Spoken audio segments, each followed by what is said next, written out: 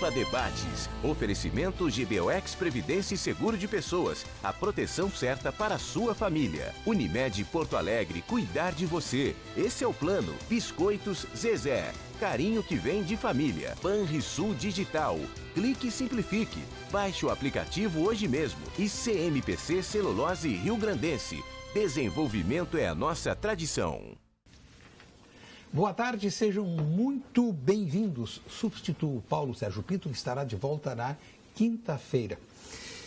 Quais os erros, quais os acertos do ano que está terminando? Quais as previsões para 2018? Perguntas que vou formular aos participantes.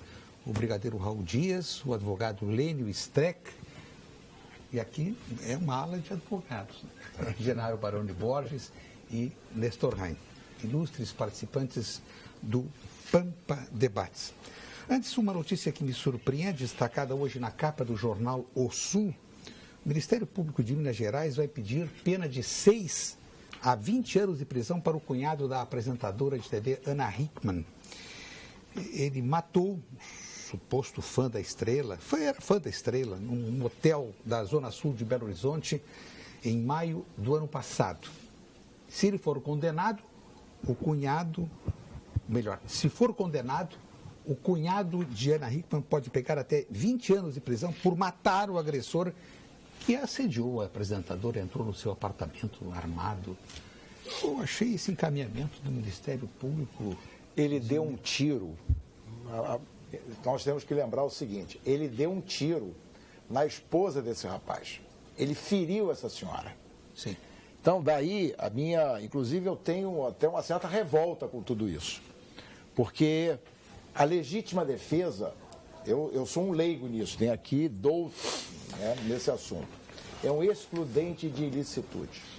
Agora, o senhor imagina, ele deu mais de um tiro. É claro, alguns dos senhores, certo, que nos assistem agora, imagina que o senhor está dentro de um hotel, esse ambiente é invadido por um assassino, certo? Por um criminoso que atira na sua mulher. O senhor e a senhora brigam com esta pessoa, conseguem tirar a arma dele e mata ele. Porque eu faria a mesma coisa. Agora, vou lhe dizer, eu prefiro estar julgando por 7 do que carregado por 6. Agora, eu não conheço detalhes e só sei a superfície do caso, portanto sempre é temeroso. Mas eu vou contar uma historinha.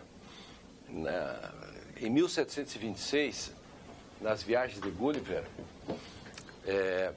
lá vem ele com os liliputianos. O Gulliver foi chamado, estava dormindo, acordado pelos pequenininhos, porque o castelo da rainha estava pegando fogo e a rainha não conseguiu sair. E aquelas chamas todas no castelo, e o Gulliver só tinha um balde desse tamanhinho assim, né? Que era um baldezinho de liliputiano. O que ele ia fazer? Pegar o balde, sair para pegar, para molhar, cuspir em cima, não dá. Se deu conta e a rainha desesperada, ele chegou, só tinha uma saída, urinou em cima. Urinou, salvou a rainha e todos vibraram, inclusive a rainha, que nunca tinha visto algo tão potentoso, né, como uma urinada no castelo. Uma urina sagrada. Carregado, quer dizer, ele não foi carregado porque não conseguiu. Não é que o promotor apareceu e pegou a seguinte lei, eu só estou te dando a mesma testa. Faça uma metáfora, o telespectador. Tem uma lei que dizia urinar em prédios públicos, pena de morte. E o Gulliver só não foi morto porque na hora H ele fugiu, porque senão tinha sido pego.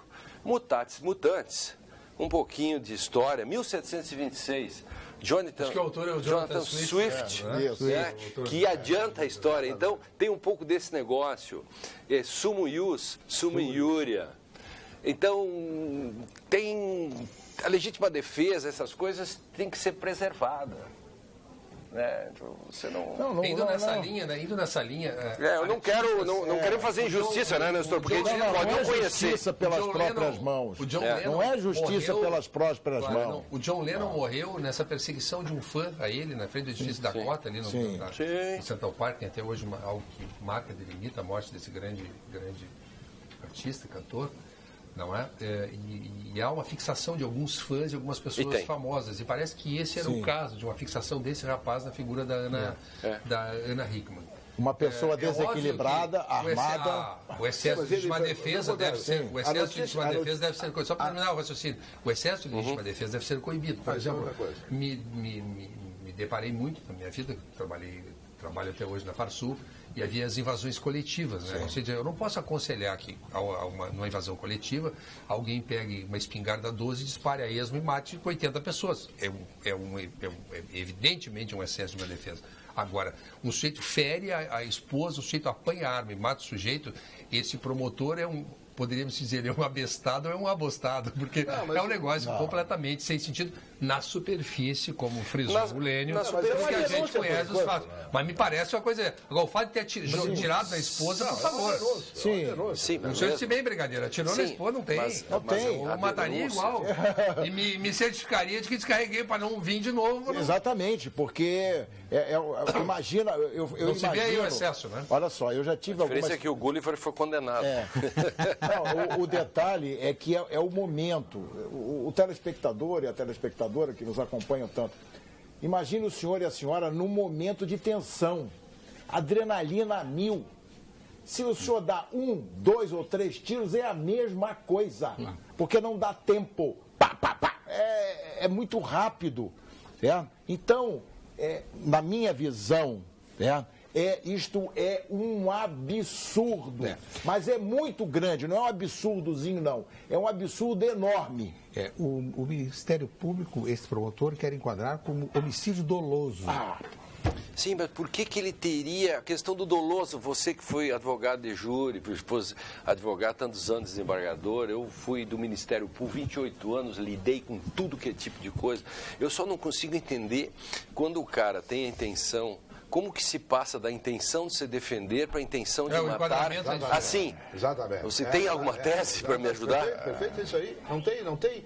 Isso aí fica no subjetivismo, né? É a apreciação subjetiva de quem vai denunciar. Absolutamente subjetiva. Agora, isso aqui, por enquanto, brigadeiro, está na fase da denúncia. Não, eu sei. E o Ministério Público tem até o dever de denunciar.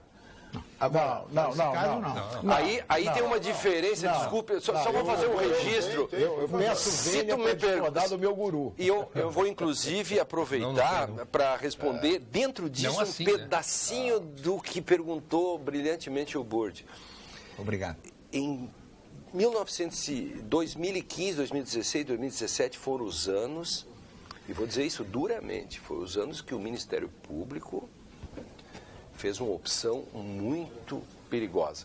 Ele fez a opção de ser parte, de fazer um agir estratégico.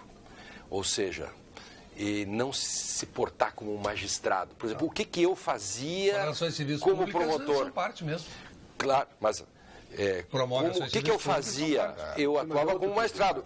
Se eu não tenho elementos, eu investi como na Alemanha. O artigo 160 do Código de Processo Penal da Alemanha, o programa da minha cultura. Não lembro assim de cabeça. Eu lembro de cabeça. Sabe o que ele diz?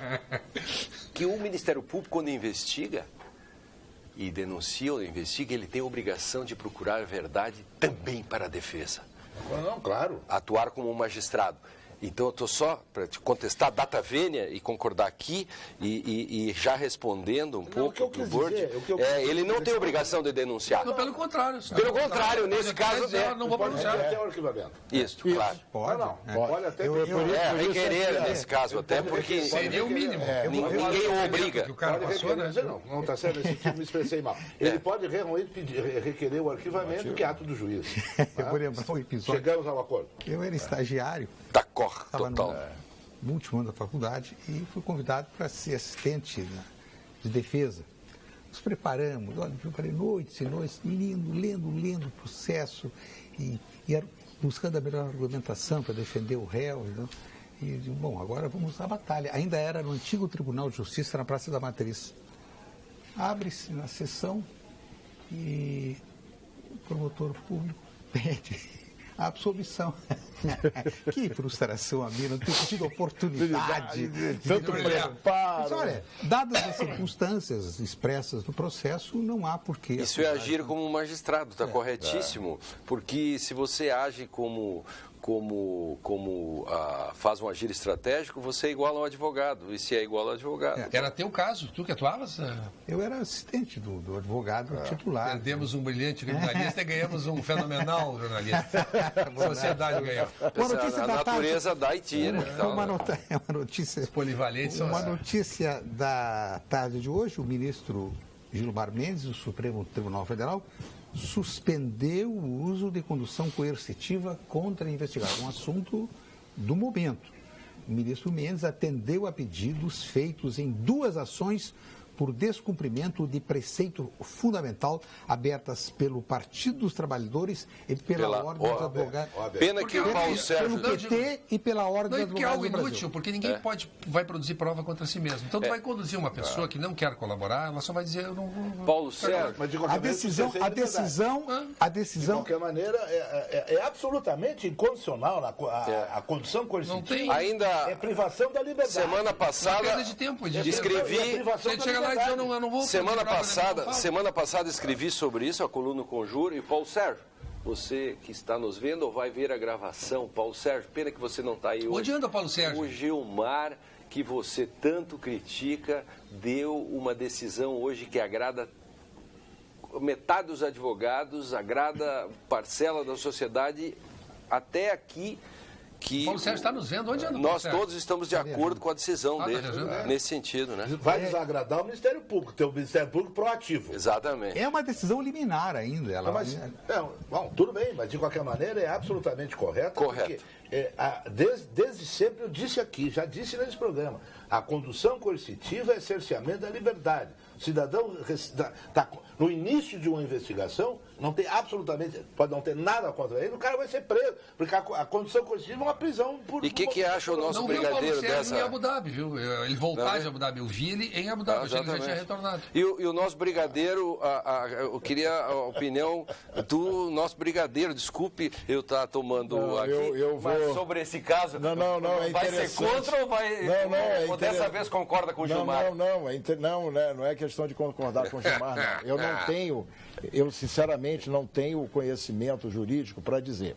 Eu sei das consequências, ou seja, numa investigação que esteja em andamento, quando existe um forte indício que aquela pessoa poderá de alguma maneira interferir ou tem um tipo de informação que você precisa de imediato para o andamento daquela... Eu estou só com o olho do investigador, certo? Algumas vezes na minha carreira eu agia com essa prerrogativa de investigação. Então, é uma coisa que é importante para a investigação. Se é legal ou se não é legal, eu não quero entrar nesse mérito, porque eu vou estar... eu posso dar uma opinião de um... Mas a lei diz assim, só antes tem que primeiro intimar. E aí só depois pode buscar. Só quando ele se nega a comparecer? Isso. Não. É condição sob vara. Exatamente. Mas nesse caso, tu pode ter a prisão temporária. O caso do brigadeiro... Sim, tem. O caso do brigadeiro você resolveria pela prisão temporária. Pela prisão temporária. Sim, mas que não é a mesma coisa. Que não é a mesma coisa. Mas aí... Então, na minha visão, você perguntou, eu vou responder. Mas essa coercitiva não é a mesma sob vara, porque não é. Aí tu nunca... É a mesma coisa, porque tu não fosse sequer convocado aí, te negou. Evidente. Por isso o acerto dele, né? Um delegadinho de polícia. O senhor Caio diz, interessante. Termo carinhoso. Incomodação. É o termo carinhoso. Interessante, antes de terem levado o Lulinha coercitivamente, esses doutores não se manifestaram. Interessante. Como assim? Eu fui o primeiro a falar sobre isso. Aliás, eu quero dizer aqui, o texto que eu escrevi, está nos anais da história do Conjur, fez 139 mil acessos de leitores. Na hora seguinte que o Lula foi conduzido, eu disse, foi ilegal e inconstitucional. E continuo dizendo agora, se fizesse com o Temer, faria a mesma coisa. Pela decisão do ministro Gilmar Mendes, quem descumprir a determinação pode ser responsabilizado por abuso nas esferas administrativas, civil e penal, sendo considerado ilegal daqui em diante qualquer interrogatório eventualmente colhido por meio desse instrumento. Está em dúvida no presente de Natal? Passe na Vinhos do Mundo, eleita a loja de vinhos de Porto Alegre em 2017, a melhor loja. Lá você encontra os melhores vinhos e espumantes produzidos ao redor do mundo. São mais de 1000 rótulos para você escolher. Conheça as lojas na Cristóvão Colombo 1493, Alípio César 203 e Getúlio Vargas 1135. Vinhos do mundo. O ano está terminando. Pergunta que eu faço: quais foram os erros mais notáveis e os acertos mais notáveis, tanto na nossa cidade, no estado, no país, esse amplo leque para nós comentarmos e debatermos? Brigadeiro. Olha, eu acho que o grande acerto de 2017 foi chegarmos quase que ao final desse processo da investigação. Com todas as nuances a favor e contra, não importa, mas nós estamos realmente mudando, né, a maneira de pensar do cidadão, do indivíduo. Nós começamos a ver que o Estado é nosso empregado e não o contrário, porque até agora nós somos absolutamente escravos de um Estado opressor, enorme, gastador, irresponsável, e nós precisamos mudar essa medida. E o grande vantagem que teve foi que este instrumento aqui começou a fazer com que as pessoas pensassem um pouco mais, porque é difícil controlar o que se passa aqui. Então começou a ter informações dos dois lados, e as pessoas, principalmente aquelas que têm capacidade de discernir, né, que não são analfabetos funcionais, como nós temos aos milhões aqui nesse país, né, começaram a ver, peraí, essa história aqui não é bem assim, e se fosse dessa maneira? Eu acho que isso é que foi a grande coisa boa que aconteceu durante o ano de 2017. Advogado Gerardo Borges. Pois olha, o fato relevante dos últimos tempos e que me preocupa muito foi o episódio de Marau, do assalto ao Fórum de Marau. Plena realização de uma audiência, onde estava lá sendo interrogado um criminoso ligado ao tráfico. As pessoas que tentaram tirá-lo lá, buscá-lo para sequestrá-lo, sei lá o que é, do jeito, não sei qual é o nome citado, atiraram contra a sala de audiência. Isso é terrorismo puro, Atiraram contra a sala de audiência. Queriam matar a juíza, não? Não. Sorte não. Sorte. Tinha um agente policial. Sim, mas queriam matar a juíza, né? Queriam matar a juíza, o propósito é esse. E isto tem uma origem nisso aí. Esse movimento do PT com relação ao julgamento Lula, em que o notório José Dirceu está dizendo dia de luta, com desrespeito ao judiciário. Eles vão fazer um carnaval. Vão fazer um carnaval aqui no TRF4 no dia do julgamento Lula. 24. No dia do julgamento Lula. Isso que repercute, Eulênio. Então agora os criminosos estão se achando no direito. Como o PT vai fazer uma manifestação na frente do julgamento? O que eles têm que fazer manifestação num dia em que o tribunal vai exercer o seu legítimo direito de julgar a pessoa? Vai absolver o condenado? O condenar, esse é outro problema. Agora eles vão fazer dia de luta, mas dia de luta contra o quê? Contra uma decisão judicial? Ou contra um pronunciamento judicial? Contra o funcionamento do Poder Judiciário? Então, por isso que está lá em Marau, quase mataram a juíza. E tem um detalhe que é importante que fique bem registrado. Veja bem, este policial que lá estava devidamente trajado, ou seja, estava armado, como todo bom policial deve estar. E tem situações de juízes que proíbem o agente público policial de entrar armado nas audiências. E aí, se acontecer um fato desse, Se ele não estivesse ali armado... Parece que foi a conduta dele que fez o pessoal fugir. Exatamente. Entendeu? Exatamente. E se ele não estivesse armado? Se ele estivesse desarmado ali, se fosse uma juíza ou um juiz que proibisse, certo, o policial de entrar armado na audiência. Sabe que esse fenômeno não é incomum. Lá na minha terra, Encruzilhada, o Burdi, a juíza foi ameaçada de morte por presidiários. E aí? Está tudo assim, né? Olha só. Está tudo assim, quer dizer, nós estamos aí vivendo um estado de anomia, para usar a expressão que o Lênin gosta. Não é? Vou dar a minha opinião sobre isso. Há vários modos de dizer as coisas. Sobre o que é de bom e o que é de ruim. O Lincoln, presidente então dos Estados Unidos, estava fazendo a seleção para funcionários e o sujeito se apresentou lá e tinha que preencher um formulário. Ele era o pai dele tinha que preencher tudo e botou lá assim, fulano de tal, profissão, eu quero ser escriturário, profissão do pai, o pai dele era ladrão de cavalo. E ele foi escrever e disse assim, meu pai transportava semoventes de uma propriedade para outra, sem saber o início da propriedade e o fim. E como morreu seu pai? Pô, o pai dele tinha morrido enforcado. Como é que ele vai escrever isso? Ele diz assim, meu pai estava numa cerimônia pública quando, de repente, a plataforma cedeu. Então, há vários modos de contar as coisas. Eu sou mais otimista que vocês. Eu penso que eu participo de um grupo de advogados que chama Prerrogativas, de São Paulo, e nós passamos pelo Brasil todo, fazemos congressos, etc., e exatamente defendemos as prerrogativas do advogado, que por sua vez defende as prerrogativas em torno do direito de defesa.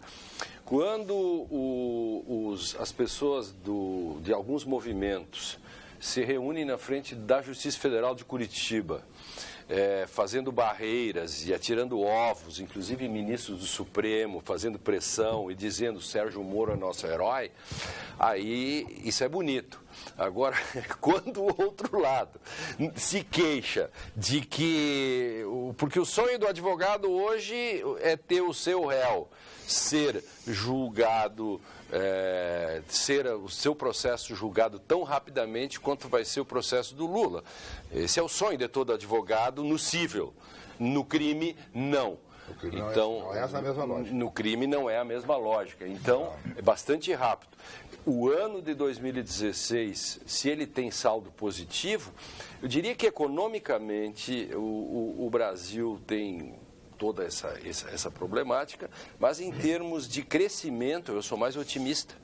Eu penso que tudo isso é um aprendizado e nós temos até uma gordura em termos de Constituição, etc., para queimar. Eu sou um otimista metodológico. Ou seja, é como se isso um dia tudo fosse dar certo. Mais do que apenas desejar saúde neste Natal, o CREMERS trabalha por ela. Foi o que fizemos ao longo de todo o ano e é o que faremos em 2018, apoiando e promovendo a ética e o profissionalismo na atuação médica. E é assim que fazemos a nossa parte para garantir saúde de qualidade a todos, ajudando você a passar momentos inesquecíveis ao lado de quem é especial em sua vida. Feliz Natal, boas festas e, claro, muita saúde. São os votos do CREMERS, Conselho Regional de Medicina do Rio Grande do Sul. Notícia que estou colhendo. Queria opinar sobre esse assunto também. Depois portal, sim, pois não, Nestor Raim. Não, em relação ao que foi bom em 2017 e o que não foi tão bom. Bom, assim, na esfera privada, as pessoas que podem ter uma família harmoniosa, bons amigos, ter uma profissão que possam trabalhar, ver o povo brasileiro que ainda é solidário e ver gestos ainda pelo Brasil afora que mostram que o povo responderia a instituições melhores do que temos. Isso é o lado bom. Sim. O que é o lado ruim? O lado ruim é, por exemplo, ser advogado e ver um Supremo Tribunal Federal que é um lixo. É um lixo. Pessoas que não têm estatura para estar no Supremo Tribunal Federal. que estão lá indicados, porque eram do partido tal, que nem a ditadura ousou colocar determinadas pessoas que hoje estão lá na judicatura junto ao Supremo Tribunal Federal. Ver um tribunal com 11 componentes que não podem tomar um cafezinho juntos porque querem se matar. Isso jamais poderá produzir decisões razoáveis, porque se exige, obviamente, uma competitividade, uma competição intelectual, mas não este grau de inimizade e de profundo abismo entre os membros do tribunal. Isso eu nunca tinha assistido na história do tribunal. As pessoas dizerem o que ministros dizem uns para os outros. E o pior de isso, tudo, para mim, é o fim. E saber que uma série de decisões, vantagens, benesses fizeram um poder que há 6 anos era o mais estimado do Brasil chegar na escala mais baixa do seu prestígio em todo isso. Isso é uma coisa lamentável porque cria na população uma aversão em relação ao que está acontecendo no país. E se vê depois um legislativo completamente abastardado, com ali Senado, deputados federais, parlamento completamente desmoralizado, com atitudes não republicanas, um Senado hoje que tem aí 10 mil funcionários por 80 senadores, um parlamento que cuida de si, não cuida do país, isso se reproduz em escala para o resto da população. E os executivos aí minguando, os municípios à míngua, porque não é um pacto federativo capaz de trazer um pouco de racionalidade para esse processo, para que a riqueza fique nos países. Nossa, o dinheiro vai dar uma passeada, e tem as emendas parlamentares, essa chantagem. Que devolve então, como uma espécie de presidencialismo de coalizão. Desculpe eu ser tão azedo em relação a perspectivas tão ruins, mas é o que eu sinto em relação ao país e ao momento que nós atravessamos. Eu diria com relação ao Supremo, eu não seria tão duro quanto o Nestor. Eu acho que... eu também não chego a tanto. O Supremo fez coisas importantes. Fez. E uma coisa é a apreciação. Vamos fazer uma separação aqui. Moralmente, isso aqui nem é o caso do ejaculador aquele. Moralmente desprezível. Legalmente não se pode fazer nada. O Supremo fez algumas coisas que você moralmente pode achar, porque tem uma posição política ou moral X ou Y. Agora, em muitas questões, ele segue a Constituição. Doa quem... Às vezes dói, depende do lado. Por exemplo, essa decisão do Gilmar de hoje, mesmo que você não concorde com ele, mas ele está correto. Não quero ser mal entendido, nem interessante. Eu só quero dizer o seguinte, não é possível uma Suprema Corte com esse grau de desrespeito pessoal mútuo. Isso não pode funcionar. Não, exatamente. As pessoas se odeiam, você é um bandido, você é leniente você é advogado de escroques internacionais, você tem capangas no Mato Grosso. Aí, isso não tem possibilidade de funcionar. Colegiados têm que ter um mínimo de harmonia. Agora, eu não vou dizer que não saiam decisões razoáveis e constitucionais, e lá tem pessoas de escola ali, mas eu quero dizer o seguinte, é muito dispara essa composição. Tem lá um luminar e tem um idiota. Não tem como funcionar bem. Se for olhar bem, em nome da celeridade, inventaram as decisões monocráticas. E não tinha, que foge ao princípio do colegiado. Então, se for olhar bem, essa disputa aí, que ela vem por conta da mídia, que agora o Supremo está na mídia, tem transmissão direta, etc. Mas tem um detalhe. Eu fui de um colegiado. Eu sei o que é um colegiado. O colegiado é sábio. O que nós temos no Supremo? Nós temos 11 Supremos. Isso. Esse é um dos grandes problemas. Sabe a liminar dos royalties? É. Sabe quem deu essa liminar? A ministra Carmen Lúcia, quando ela não era presidente ainda. Sabe há quantos anos essa liminar está em vigor? Dos royalties. A famosa liminar dos royalties, que transfere dinheiro. E claro, quando isso for julgado, mesmo que se diga que não, você não vai devolver. Claro que não. O Estado não vai devolver o dinheiro. Se não mudou, Armando Bursch, o regimento do Supremo diz o seguinte. Sim. Aliás, é na lei, artigo 28. O ministro que pede vistas de processo têm que trazer na sessão seguinte. Exatamente. Eles engavetam 3 anos e meio o processo. E o artigo Mas o que é 28, isso? e o artigo 28 da Lei 9868 diz que uma liminar dada tem que ser ad referendo nos 30 dias seguintes. Não há duração razoável do processo. Tem decisões, aí sim, problema. Por exemplo, eu vou usar a mais emblemática de todos, a que envolve bilhões, que é a questão dos royalties. Que foi uma briga com a bancada gaúcha, com um monte de gente. Vocês sabem disso. Continua em Mas estão vigor. sentados em cima. Isso é uma vergonha. Agora, isso é abjeto. Leva o processo que eu não gosto, eu não julgo. É porque tem 11 Sento em cima. Sim, mas tem 11 Supremos na Suprema Corte Americana. Tem outros lugares mas isso que é outra as coisa. pessoas Mas respeitam. aqui Mas tem 11 me diz uma coisa, o cidadão que está lá, que está nos ouvindo, justificando, lá no IAPI, lá em bairros que não são os bairros mais ricos da cidade, e que vem com o 11 ilhas. Supremo Tribunal Federal não 11 ilhas. respeita 11 ilhas de- o regimento 11 ilhas de interno que ele soberba e de votou. vaidades. Tem 11 ilhas Não de soberba e respeito. E outra vaidades, coisa, o Supremo. televisionamento, já disse aqui no programa, Péssimos. fez muito mal para o Supremo mal. Tribunal Federal. Eu sou um advogado velho, eu ia no Supremo, sustentava ali às 14h, 13h15 eu ia embora. Agora eu tenho que dormir em Brasília. Porque os pavões querem abrir a sua cauda. Foi tu que já foste lá por 5 favor. vezes a Brasília e não favor. conseguiu sustentar. Eu já fui 2 vezes e não consegui. Opinião do senhor Carlos Alberto Belinasso, de Santa Maria. Boa tarde aos integrantes da bancada. É realmente preocupante a insistência do PT em chamar seus militantes para fazer baderna em frente ao Tribunal Regional Federal da 4ª Região. A desordem e o vandalismo é amplamente fomentada por este famigerado partido. Pobre Brasil com esta gentalha. Parabéns pelo programa. Mas não há Carlos nenhuma Alberto nota do PT Belinasso. pedindo isso. Sim, senhor. Não, tem a tem nota. sim. Tem sim. Não, nota tem do um PT. vídeo, inclusive, do... O PT se tentou Nota não, do PT. Tem. Miguel Aspes, de Porto Alegre. Que saudades dos ministros José Nery da Silveira, Ellen Grace, Joaquim Barbosa e outros do Supremo. Paulo Brossard. Paulo Brossard de Souza Pinto. José Nery da Silveira, Paulo Brossard.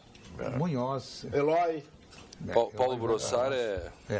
Professor, aproveito Teoria recente, por favor. professor Vamos José fazer Nery da homenagem ao nosso Silveira, amigo. querido professor, que era assistente verdade. do professor João Leitão de Abreu na... Outro grande ministro.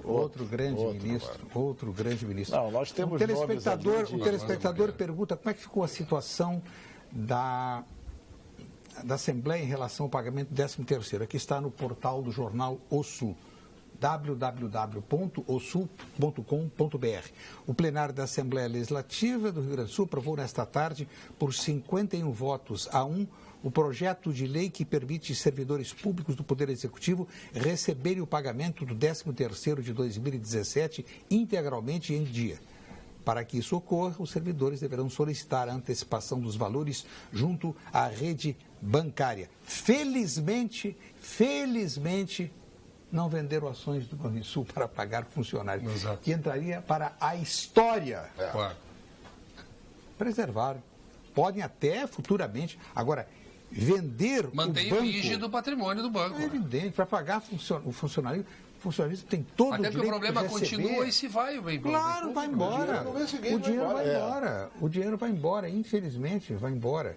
Esta é a circunstância que o Estado tristemente vive, com a previsão de déficit no próximo ano de 7 bilhões e 200 milhões de reais.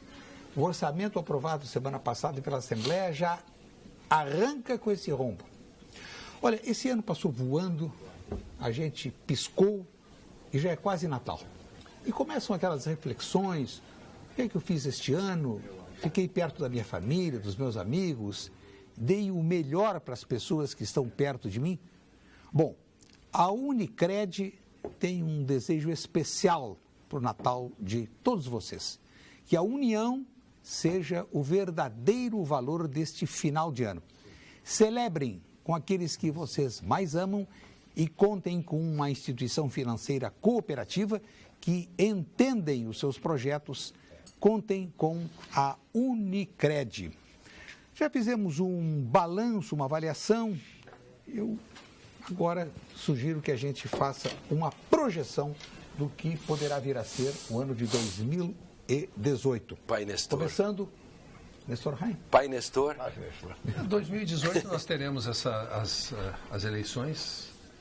Não quero entrar nessa polêmica, mas acho que esse julgamento do ex-presidente Lula é importante que ele aconteça logo no início do ano. Acho que o tribunal teve sensibilidade porque ele vai definir também passos futuros do próprio partido dele e do próprio presidente em relação ainda a medidas jurídicas que ele possa tomar para concorrer ou não. Então, acho que quanto mais rápido essa situação se definir, eu acho bom para a nação, bom para o país e Por bom isso que até foi para sábio o TRE. E bom para o ex-presidente da República, né? Prevejo uma eleição onde novamente eu, por exemplo, não terei ardor cívico por nenhum candidato, né? Vamos escolher o menos pior. Não, é o que vai acabar acontecendo. As questões ligadas à economia do Brasil se agravam em função de déficits esplendorosos que estão acontecendo, principalmente na área de previdência e outras, né? Eu fico sempre espantado quando alguém, esses dias uma juíza aí, que é misto de juíza do trabalho e de guerrilheira, ela disse, não há, isso é mentira que a déficit da previdência, quer dizer que é todo mundo idiota, né? Os partidos, os sucessivos governos que estiveram à testa da nação, acabaram com a Previdência Social, saquearam a Previdência Social. Todos eles saquearam, desviaram os recursos. Desde o JK. Então, isso foi uma constante em governos de todos os matizes. Então, agora precisa fazer uma reforma que países civilizados estão fazendo, os países até com economias mais sólidas do que as nossas, em função da longevidade, em função de que mudaram as condições de vida, etc. A gente sabe que é altamente injusto, que realmente é muito doloroso, mas precisam fazer isso. O país não vai fazer, então aí nós vamos como o Rio Grande do Sul, vai até estourar. Aí quando explodir mesmo, aí nós vamos ver o que nós vamos fazer.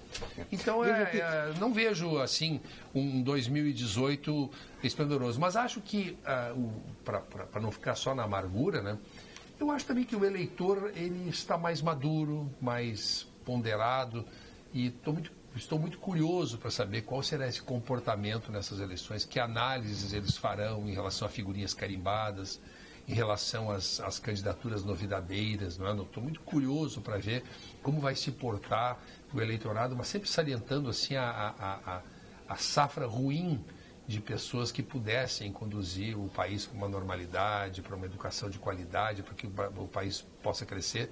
Porque aí volto para a amargura, né? Eu não acredito em nenhum país que não tenha um sistema educacional de qualidade. Eu acho que isto freia qualquer possibilidade da virtuosidade do crescimento de um país e não vejo isso no curto prazo acontecer conosco, o que lamento profundamente. E sempre pergunto o que esperar de um país em que 25% da população entre 14 e 29 anos não trabalha e nem estuda.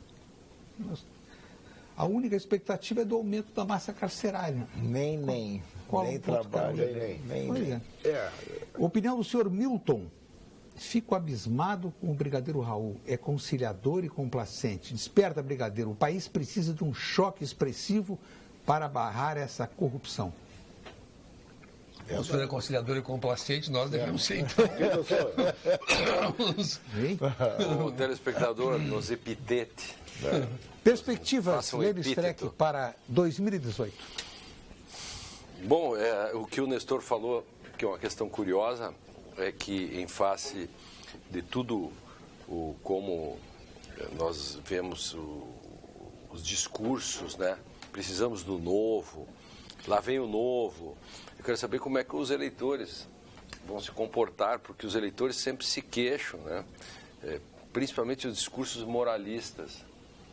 Eu não gosto de moralismos, então, principalmente, a gente ouve muito assim no rádio, ou no próprio jornal, assim não dá mais, tipo aquela discussão que se faz em bar, que o sujeito dá uma gorjeta para o guarda, mas ao mesmo tempo faz um discurso moralista. O eleitor faz isso, ele faz um discurso contundente, dizendo... É o fim da picada, tem que acabar com a política. Inclusive, alguns querem acabar com a política. E na hora de votar, que eles têm a chance de, afinal de contas, como eles sabem o que é bom, porque o leitor... Vota nos mesmos. O leitor que é moralista, toda concepção moral... Mas é o primeiro que vai furar a fila. Mas aí que tá. Mas não vem com toda, essa. Se por porta isso, no privado, mal. mas aí que tá, ó. Toda concepção moral, ela não parte de um ponto zero. Mesmo quando eu digo que um relógio está estragado, eu estou implicitamente dizendo que relógios bons são melhores que os estragados, que sempre tem isso. Aí o que acontece? O leitor moralista que xinga todo mundo, ele tem a chance, já que ele sabe, de dizer como ele sabe e não precisar contar para ninguém. Você imagina, é como jurado. Ele decide por íntima convicção, condena ou absolve o cara. Pois o eleitor tem essa chance de dar essa resposta e não vir depois com nhen Mas de que novo. Eleitor, meu amigo. Bom, não sei, eu estou falando, eu estou entrando na onda que o leitor está dizendo. Que eu falo. Que eleitor nós temos no Brasil? Essa é a sua deixa. A minha deixa é o eleitor, analfabeto ou semi-analfabeto. Que Não, mas eu não tenho esse nenhuma preconceito, percepção. não. Acho que eu sou mais otimista com relação ele à não tem população. Eu acho que na realidade. o eleitor é o produtor da atual situação. Sim, é o caso, é causa e efeito. E eu não sou otimista como o Lênin, nem sou moralista. É causa e efeito Acho que da nós, situação.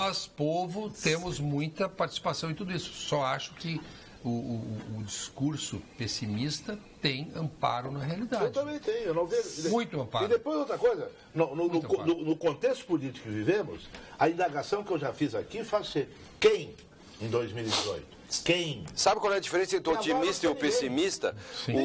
Quando eu era pequeno, se eu ganhasse um amigo meu, um menino que era de uma família mais rica, ganhava uma bicicleta e fazia um discurso: ó céus, vou andar de bicicleta, vou quebrar uma perna. Eu ganhava por exemplo, uma metáfora. Esperava o Um negócio seco, diz assim, vou ganhar no primeiro prêmio. Esse é o cavalo, né? Então eu sou otimista. Sabor irresistível e qualidade que vão te surpreender. Experimente as linguiças e salsichões dos Alimentos Castro, disponível em toda a rede Zafari. Qualidade desde 1960. Notícia que acaba de chegar: o ministro Edson Fachin, do Supremo Tribunal Federal, determinou o imediato início do cumprimento da pena de 7 anos, 9 meses e 10 dias de prisão imposta pelo tribunal ao deputado federal Paulo Maluf. E regime fechado. Na condenação, o Supremo determinou que a pena começará no regime fechado, sem a possibilidade de saída durante o dia para o trabalho. Senão ele seria mais um deputado a dormir no presídio e ir à Que idade tem o Maluf? 87? A sentença, eu vou concluir. O Donadon, então ele tem que perder, se o Donadon perdeu, só para dar jurisprudência Supremo, informação... Pelo queijo nas cuecas. A sentença também determinou a perda do mandato do deputado, o que deverá ser comunicado à Câmara. E na Câmara aprova, o plenário... Isso é consequência da condenação. Aí não passa pela Câmara. Nesse caso, não. Aí não. Não, assim, só para dizer, o caso Donadon foi o caso emblemático que mudou a jurisprudência, porque até o caso Donadon, quem caçava o mandato era o parlamento. Aí aconteceu que ainda era o voto secreto, o Donadon, numa manhã, deu uma dormida e a base aliada, então, ainda do PT, não se reuniu para arrumar os 200 e tantos votos para caçar o Donadon. O Donadon escapou. Aí o deputado Carlos Sampaio, do PSDB, correu e pediu liminar para o Barroso, que contra ele mesmo mudou a jurisprudência Supremo e cassou. Por isso, Borde, que... O Barroso já estava lá? Foi agora, o Donadon é pouco. Por isso que o Supremo, cassando o mandato do Maluf, pega a jurisprudência do caso Donadon e não passa mais pelo parlamento. Caça mesmo. Caça mesmo. Porque termina. É consequência da condenação criminal. É consequência da condenação criminal. Exatamente. Informação... Ou seja, perfeito. O Maluf... Agora o Maluf... Você foi. O Maluf deu-se mal. Mas eu acho que no plenário, a Câmara ainda vai... Não. Nesse caso, não. Nesse caso, não. Porque é consequência da condenação. É decorrente da condenação criminal. É perda automática do mandato. É perda automática depois de 4 anos, 5 anos, não sei quanto tempo. É o mandado de segurança 32.825, modéstia às favas, que foi o caso Donadon. Eu que escrevi muito sobre esse caso. e publiquei muitos textos. Você lembra dos detalhes? Dos detalhes, por isso que eu não estou fazendo nenhum exercício de erudição, é porque eu escrevi umas 20 coisas sobre isso. E esse é um caso emblemático. E este gera otimismo, porque o cidadão comum vê que mesmo de forma tardia, um político, não é? Porque até então pegaram empresários, Odebrecht, um político acaba pagando pelos seus feitos. Então, isso é uma coisa alentadora e otimista. Que vem desafiando o juiz. Ou a otimista aqui? Há muitos anos. Alentadora e otimista. O otimista aqui. É um espasmo. Solitário. E a minha visão, é um só para completar e bem Renan rápido. Calheiros continua solto. A minha visão para o ano que vem, ela também tem um viés bastante otimista pelo seguinte: historicamente, estatisticamente, a nossa mudança nas casas legislativas, elas ocorrem assim, de 30 e qualquer coisa até 40 e qualquer coisa, quando muda muito. Jamais passou dos 50%. E o meu otimismo é o seguinte: o ano que vem, a senhora, o senhor que estão nos assistindo hoje, não deixem de votar, porque o senhor e a senhora serão fundamentais nesse processo.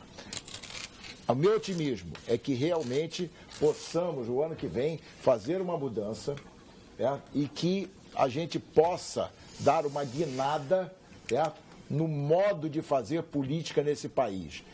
Que a gente possa ver o bem comum e não a minha próxima eleição. Essa coisa tem que mudar. E eu tenho essa visão otimista. Vamos agora ao quadro Saúde com o Dr. Gilberto Schwartzmann. Boa noite, eu sou o professor Gilberto Schwartzmann, sou especialista no tratamento do câncer. Os senhores e senhoras não têm ideia de como o tratamento do câncer de mama avançou nas últimas décadas. Antes, as mulheres sofriam com a retirada da mama e com os efeitos colaterais do tratamento, que eram tóxicos e pouco eficazes. Hoje, a medicina aprendeu a separar melhor os tipos de câncer de mama, oferecendo tratamentos mais adequados para cada tipo em particular. A grande maioria das mulheres não necessita mais retirar a mama. Não é maravilhoso isso? Podemos oferecer cirurgia que preserva a mama, associada a tratamentos muito menos agressivos. Da mesma forma, as pacientes que necessitam tratamento medicamentoso são selecionadas de forma muito mais criteriosa e há novos medicamentos muito ativos e menos tóxicos. Ou seja, o tempo de tratamentos tóxicos e poucos eficazes ficou para trás. Discuta esse assunto com o seu médico. Muito obrigado, doutor Gilberto Schwartzmann. Manifestação do telespectador, o senhor Daltro Quadros, de Porto Alegre. A maior falácia é para o senhor, doutor Genaro. A maior falácia é dizer que a culpa é do eleitor por termos os atuais representantes. Com um sistema eleitoral, com quociente eleitoral e cota partidária, votamos no deputado que vira secretário e assume o suplente que só o partido sabe quem é. Não, também é verdade. É verdade também. O telespectador sabe porque ele mostra que a estrutura ela impede até mesmo a renovação, porque, e aí sim, o otimista aqui busca um dado negativo forte. Quem tirou a cláusula de barreira em 2006 foi o Supremo. O caso vergonhoso. Você sabe que o Supremo se envergonha disso até hoje. É uma espécie de caso Dred Scott dos Estados Unidos, leading case de 1872, que eles estão arrependidos até hoje no Supremo, porque 30 e tantos partidos... É isso que está aí. Uma grande discussão para o próximo programa é o seguinte... O nosso Dalton aí tem razão. Tem toda a razão. Até que ponto... Agora, nesse ano, nessa eleição agora, vai ter uma circunstância bem diferenciada, que é a questão do financiamento de campanha. Sim. Que já muda a estrutura um pouco. Vai mudar, em grande medida, vai mudar a estrutura. Bom, então vai ser assim, vão se eleger, agora porque o TSE está decidindo qual é o limite de participação individual do candidato. Não sei aonde vem. Porque se o TSE estender o limite de participação percentual... Aí o rico se elege. Aí vai se eleger só o rico. Um grande constitucionalista português, no ano passado, é o seguinte, vocês, Nestor, vocês estão muito mal, porque esse presidencialismo de coalizão, com 34 partidos, não funciona. Mas quero dizer para ti que parlamentarismo também não vai funcionar no Brasil, porque também, se vocês não corrigirem essas anomalias, não vai resolver o problema. Você acha que parlamentarismo com 34 partidos? E a grande discussão é saber o seguinte, até que ponto instituições diferentes trariam um pouco mais de, vamos dizer assim, de virtuosidade ao eleitor. Então, assim, se nós tivéssemos uma instituição forte, tipo parlamentarismo, o eleitor viria e podássemos essa quantidade partidária, o eleitor também responderia a isso bem. E aí, por exemplo, assim, o que nos desalenta com o que se falou aqui? O que me desalenta, assim, como pode alguém reeleger o Renan Calheiros, reeleger barbaramente e sucessivamente o Jader Barbalho, não só o Renan, mas como eleger o filho do Renan. Então, por exemplo, o eleitor mais à direita no espectro político elegeu lá de Minas Gerais, o Neves, o Aécio Neves. Como é possível que as pessoas não percebam que o Aécio Neves é um escroque?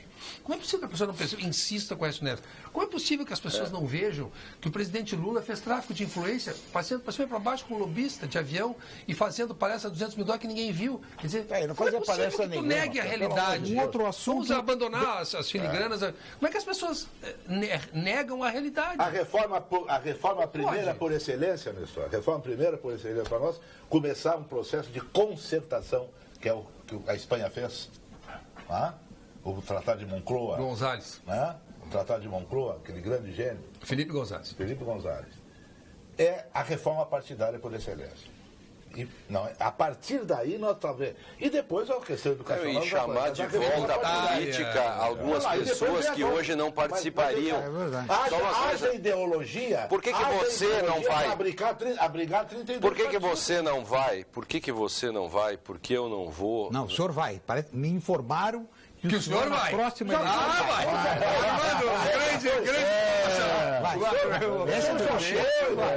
Não. Aliás, vários partidos estão lhe oferecendo tapete vermelho. Por que nós não vamos nessas coisas? Porque a política tem que dar chance de novo para as pessoas voltarem, porque os grandes discursos e as grandes metas não existem mais. Porque com essa estrutura ninguém vai.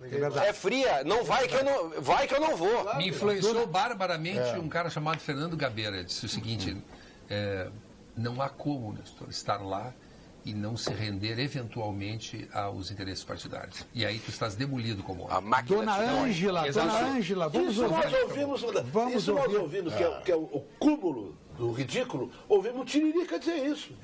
Pelo amor de Deus, E depois dizer que vai comparar um homem como o Gabeira com o Tiririca ainda é um absurdo dos absurdos. Não. O Tiririca não dá. O Tiririca é um sem vergonha. Claro que é. Mau caráter. Vamos ouvir a opinião da Dona Ângela de Porto Alegre. Eleitores sabem que urna eletrônica não representa a vontade do povo. Acordem. No meio do caminho tem uma urna eletrônica, programada pelos bandidos para eleger o bandido. Pois eu voto na urna eletrônica e não me considero tal, Dona Ângela. Muito obrigado pela sua manifestação.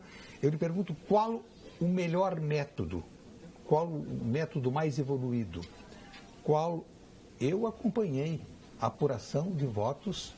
O doutor Genaro foi juiz eleitoral na época da cédula por escrito, dentro de lonas, de urnas de lona. Não, fui juiz eleitoral nas eleições do Grêmio. Famoso, eu não sou juiz de carreira. Não. E eu não. O senhor não chegou a. Eu não fui ao TRE, o que me honraria muito. O Império do Norte não vale de urnas eletrônicas, mas a favor das urnas eletrônicas. Eu estou falando aqui. Tem algo a favor, sim. Eu presidi as eleições do Grêmio com urna eletrônica. Tá bem.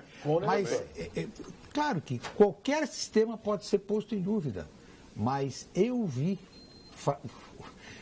verdadeiras fraudes. O processo de apuração ocorria no Cais do Porto, as urnas dormiam lá, as urnas vinham do interior, trazidas às vezes com... Então, atada com imbira. Não tem argumentos a favor com isso. O Império do Norte, os Estados Unidos, não utiliza urna eletrônica. Todavia, as urnas eletrônicas têm mostrado ao longo do tempo que elas se afinam com os resultados das pesquisas eleitorais. É muito raro que uma eleição com urna eletrônica do Brasil não aponte exatamente os princípios eleitorais do dia. É essa a minha preocupação. Pois é. Eu vou dizer... Ou será que as urnas, numa fraude, se acoplam... Eu seria leviano, né? eu seria leviano se eu dissesse que houve fraude em qualquer dessas últimas eleições com a nossa urna eletrônica. Contudo, o meu conhecimento técnico, inclusive como chefe do Centro de Inteligência da Aeronáutica, eu posso afirmar que toda a programação daquela urna, ela pode ser manipulada. Hackeada. Não, mas isso não é hackeada. Mas ela acho que pode isso não é dúvida, né? Ela pode ser feita. Que elas não são invioláveis, não é dúvida, isso é que o voto impresso, ele tiraria essa possibilidade. Não sei. Não, porque o voto impresso, ele pode ser auditado fisicamente. Mas ele pode virar um curral eleitoral. A Alemanha eu chego na minha empresa, tem 3 mil empregados, e me mostra o teu voto. Também, na Alemanha tentaram fazer e o tribunal disse, sem o voto físico não dá. Por isso que não deixou fazer eletrônico. Vamos agora ao ponto final. Ponto final. Oferecimento Produtos Gimo. Qualidade comprovada. FCDL apresenta Que Comércio, o maior e mais completo programa de qualificação e gestão de empresas. Ponto final do Brigadeiro Raul Dias. Bom, nós estamos chegando ao Natal, então eu queria desejar a todos os nossos telespectadores que tanto nos honram com a sua audiência, um Natal com muita paz, com muita saúde, e que o ano de 2018 venha realmente com muita luz para todos nós. Mas eu queria só, rapidamente, deixar um abraço. Primeiro para o Adenay Zanferrari, para o nosso comandante Ivan Fontoura, que inclusive é pai de um tenente da Força Aérea, e o nosso amigo lá de Novo Hamburgo, o José Antônio Hartmann. Então, especialmente a vocês hoje, fica um grande abraço, e o nosso agradecimento pelas manifestações que eu tenho recebido ao longo, principalmente na minha página pública, Brigadeiro Dias. Muito obrigado. Ponto final do polêmico Lênio Streck. Eu quero desejar um feliz Natal a todos os nossos telespectadores, aqueles que gostam da gente, aqueles que criticam. E a gente precisa dos que criticam, né? Ninguém fala só para convertidos, né? Nós precisamos tentar convencer aqueles e que eles, inclusive, pensem que eu tenho esperança que nós possamos dobrá-los. Eu acho que essa sempre é a intenção. Então, e também quero cumprimentar aqui o Nestor pela volta de Abu Dhabi e pelo tudo que ele já fez e que a direção do Grêmio faz. Por esse tricampeonato, agradecer a todo o Grêmio e que o tropeçozinho lá é porque foi um jogo absolutamente desigual, porque não dá para competir com aquela gente nesses termos, né? Então, Feliz Natal a todos. Mensagem que chega de Barra do Ribeiro, do senhor Adriano Luiz Kubiak. Na minha terra. Eleger candidatos mais votados, sem cotas e partidos. Realmente o eleitor é responsável pela situação em que se encontra a política brasileira. Como pode reeleger nomes que foram aqui citados? Sem cabimento. Excelente debate. Muito obrigado, senhor Adriano. Adriano. Um abraço, Ribeiro. Ok. O ponto final de Genaro Borges. O ponto final só pode ser um. Desejar a todos Feliz Natal, um próspero ano novo, cheio de saúde, paz, amor, longa vida. E um abraço especial a 2 queridos amigos. O Miguel Aspes, que é nosso ouvinte, telespectador permanente, e o Hernani Kahneman, que é do Expresso Sinimbu de Santa Cruz. É bom esse Kahneman. É bom esse Kahneman, jovem. Aliás, com relação ao Kahneman, eu tenho dito assim, Nestor, nós precisamos fazer um esforço sobre-humano para sermos vice-campeões do mundo, para dar alegria para os colorados.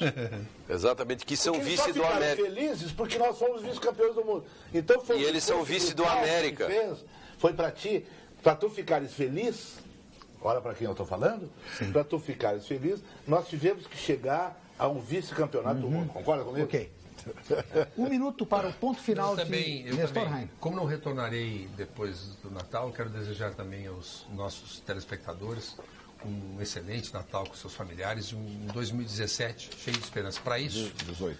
vou usar uma figura do Érico Veríssimo nas suas memórias, do Sólido do Carineta, que diz assim, o ser humano lá sozinho em si mesmo, nos seus atos, ele tem que acender uma pequena vela, ele tem que fazer as boas ações e se portar bem. A partir disso, o mundo começa a melhorar. Desejar aos gremistas que tenham um ano tão proveitoso como foi o ano de 2017. E por que não aos amigos colorados que o Internacional retome os seus caminhos.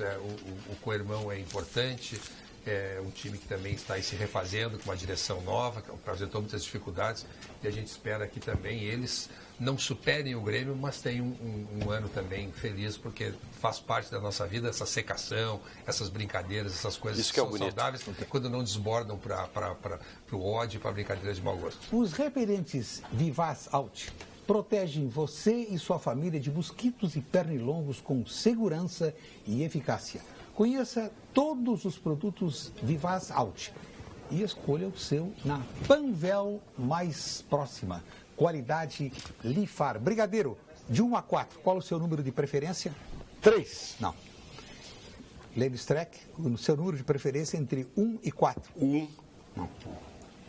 Doutor 2. 2, bom. Então, ao Nestor Rain, coube o 4, foi o número que eu assinalei aqui. Aí a prova, ó. E vai levar, está aqui, o juiz eleitoral.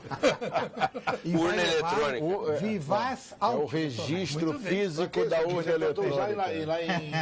No Uruguai, lá nos Vai Cafundós do Uruguai, lugar no onde vou mato. dirigir. Vai lugar no mato. Eu sei que pode ser. Lá nos Cafundós do Uruguai, para onde vou Eu sei como dirigir. fazer. Fico muito agradecido aliás, pela Eu sei que pode ser feito. presença dos ilustres participantes, pela dileta companhia dos telespectadores. Fique agora com as principais notícias do dia na sua região, com os apresentadores locais do Jornal da Pampa. E logo depois, Atualidades Pampa. Mais uma vez, muito obrigado a todos e até amanhã.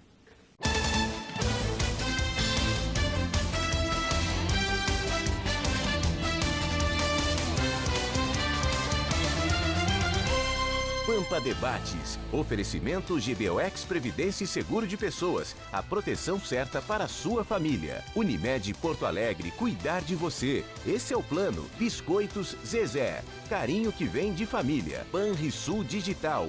Clique e simplifique. Baixe o aplicativo hoje mesmo. E CMPC Celulose Rio Grandense. Desenvolvimento é a nossa tradição.